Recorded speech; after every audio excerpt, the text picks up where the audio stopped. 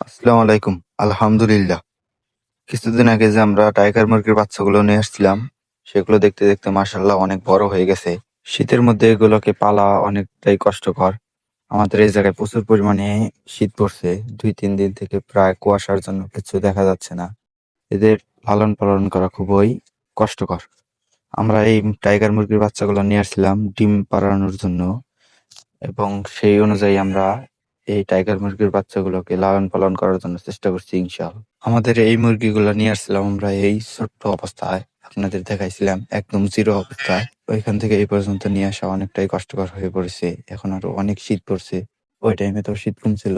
এই শীতের মধ্যে হাঁস মুরগি, কোয়েল পাখি এবং যা অন্যান্য পশু পাখি আছে সেগুলো পালা অনেকটাই কষ্টকর। আর আমরা তো গ্রামে থাকি, সেজন্য এই জায়গায় আরো বেশি শীত পড়ে। এই শীতের মধ্যে যত হাঁস মুরগি, কবুতর, কয়েল পাখি, যত পশু পাখি আছে সেগুলো রোগে আক্রান্ত অনেকটাই বেশি হয় শীতের মধ্যে।